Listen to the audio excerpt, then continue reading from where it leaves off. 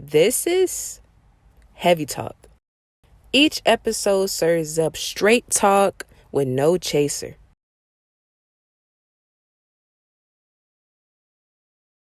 The president of the University of Virginia is resigning following a pressure campaign by the Trump administration, marking what appears to be the first time the White House has successfully forced out a university leader. Instead of speaking out on hot-button issues, more colleges are issuing policies to stay silent as political pressure ramps up on campuses. Universities across the U.S. have until midnight to either end diversity, equity, and inclusion initiatives, or they risk federal funding cuts. Whole sort of diversity, equity, and inclusion cult. It's getting out of that, huh? Yes, sir. After being in that jungle for a long time. I told Linda, I hope you do a great job and put yourself out of a job. And what I want to do is let the states run schools. Who's going to be the victim? Americans' kids, America's school children. For years, there's always been a perceived separation of education and politics. However, in this very intense political climate, one could say that has changed. Recent actions at Texas A&M have many questioning what power do outside forces have at Texas A&M. Let's take a trip to College Station, Texas, to dive into a string of controversies. First, let's start with the viral video that led to the resignation of Texas A&M President Mark Welsh. A video posted by Texas State Representative Brian Harrison went viral, showing an exchange between a student and professor over a lesson on gender identity. I just have a question because I'm not entirely sure this is legal to be teaching.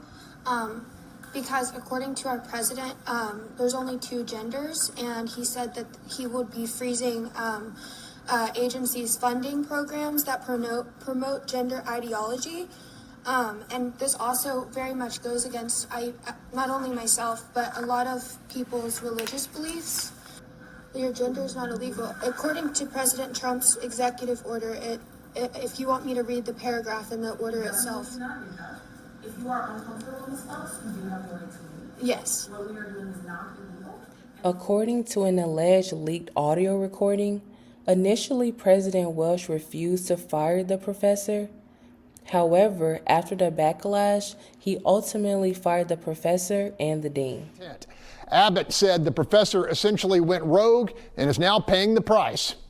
Professors at our higher education institutions have to follow the rules of the university. This professor clearly did not. They can't just go do whatever they want to do. And remember this, these people get paid with Texas taxpayer dollars. And so they need to live up to the value sets and the expectations and the policies that are passed by Texas from which our money flows to the universities. If they don't want to do that, they shouldn't be taking public funds. Despite ultimately firing the professor, Welsh continued to face backlash and calls for his firing. Lieutenant Governor Dan Patrick is now questioning the actions of the president of Texas A&M University. On social media, the lieutenant governor wrote President Mark Welsh did not handle the situation as he should have, saying he trusts the A&M system chancellor and regents will continue to investigate. He wrote Aggies expect A&M to reflect the values of the state and of the university's history. And if Welsh does not reflect those values, quote, change needs to happen. Among the calls for his firing was Representative Brian Harrison, who initially posted the video.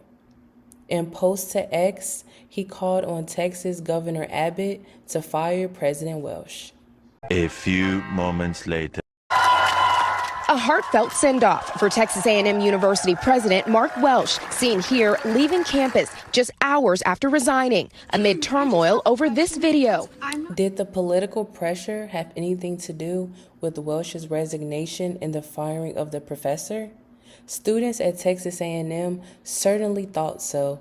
It's degrading to the credibility of this institution as a quality source of education and research, and as someone who desires to pursue a career in academia and higher education, it's really hard to see myself wanting to do that in this kind of environment. This was not the first time Welsh's job was at risk due to political pressure.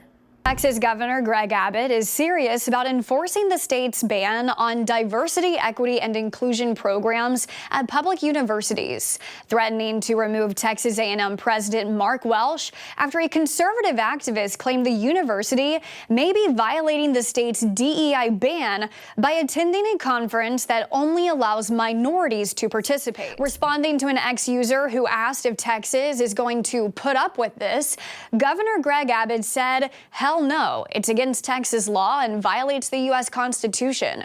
It will be fixed immediately, or the president will soon be gone." With that in mind, did Welsh resign, or was he forced out? How much power do outside forces have on the hiring and firing at Texas A&M? To answer that question, we have to go back deeper into Texas A&M history. That starts with diving into how Mark Welsh became Texas A&M's president in the first place. Mark Welsh took over Texas A&M during a trying time at the university.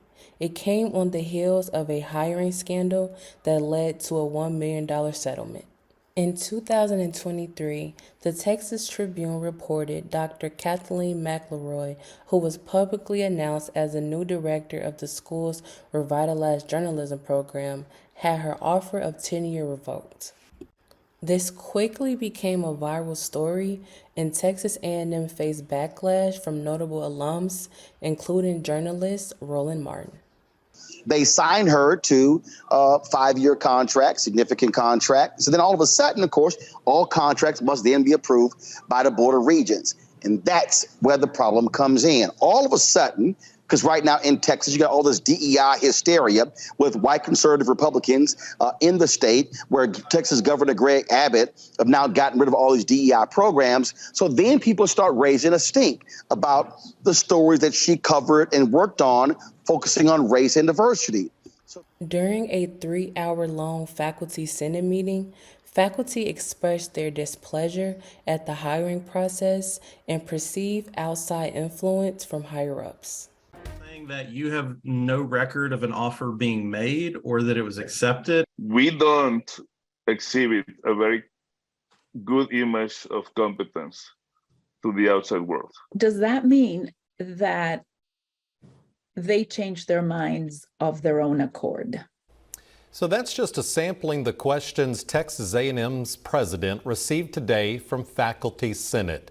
For nearly 2 hours today, Dr. Kathy Banks addressed concerns about the university's hiring practices following the fallout of Kathleen McElroy's employment offer. During the Senate meeting, President Banks maintained that the offer of tenure was never revoked and was still on the table. I don't have the article in front of me, but what I can tell you is that if there was a statement that the initial offer, the accepted offer, has been revoked, that is not true. It was never revoked, it was never pulled back, and there was never an agreement of revising that offer. In terms of conversations or statement made by Dr. Bermudez, I was not in those conversations. I will say that Dr. Bermudez mentioned that he felt that the negotiations were on track, and that's what I mean. The staff seemed less than sure of her responses. It is fair to say that no one within the administration was responsible for managing this situation from beginning to end. And the backlash finally reached a boiling point. The president of Texas A&M University has resigned in the wake of controversy over her pick to lead the journalism program. In a statement, the university said that Katherine Banks told faculty leaders that she took responsibility for a, quote, flawed hiring practice. An internal investigation by the University Systems General Counsel found that Banks was dishonest about her role in the hiring and that political influence corrupted the hiring process. Every decision, I receive input from many different stakeholder groups. However, it's my job, my responsibility to ensure that that input does not affect any decision that's made at the university regarding steps forward. After such a debacle, it made sense that a settlement was coming. Texas A&M has reached a $1 million settlement with a black journalism professor after the university changed its mind about hiring her. The school admitted to making mistakes during Kathleen McElroy's hiring process. After the resignation of President Banks, Mark Welsh was appointed as the interim president of Texas A&M. The scandals continue.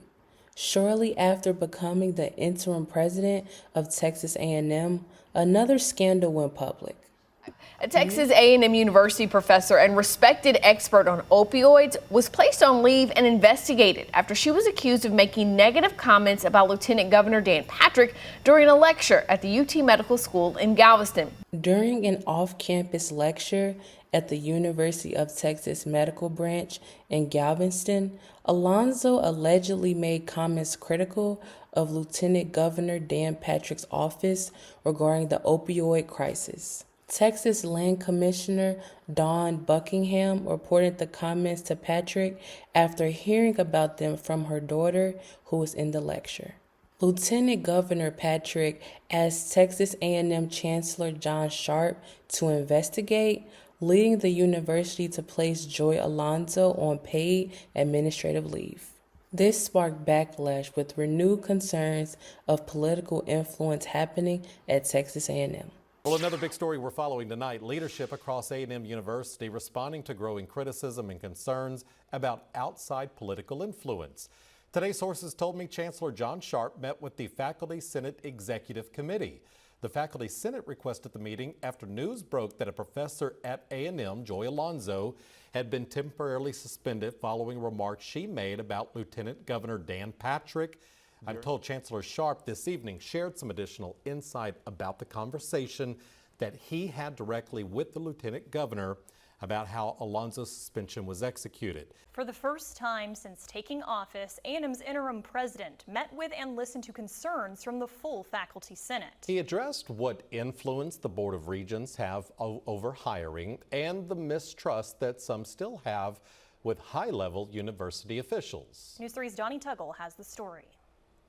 For more than 90 minutes Monday, Texas A&M interim president Mark Welsh addressed a wide variety of concerns held by many members of the Faculty Senate, among them mistrust. A lot of the mistrust that exists right now in the faculty are because there are a lot of people that sit in the VP's office or at least high-level administrative appointments that were part of the culture of deceit. I don't think cutting the head off of everything is the right approach when you step into a job, especially when things are unstable because of the turmoil right now. If a regent calls me and says, hey, I really am worried about this, I'll say thank you for the call. But I'm not going to call the department head and tell them who to hire. Well, that didn't age well.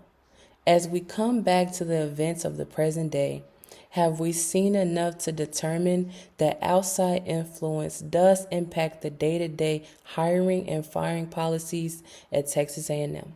After the resignation of 2 presidents in 2 years, how will Texas A&M move forward? This right here, folks, is a serious problem. And it goes to show you how feckless, how weak, how trifling, how childish, and how impotent this Board of Regents is. How many of our academic institutions and the individuals there to coming to teach and to learn there have to be attacked just to perpetuate a conservative political agenda, an indoctrination of just conservative policies or nothing else, or you are in danger of being fired or removed from your position or being put in an unwelcoming campus environment in a public school. I guess that remains to be seen. Thanks for watching this video. Don't forget to like, comment, and subscribe.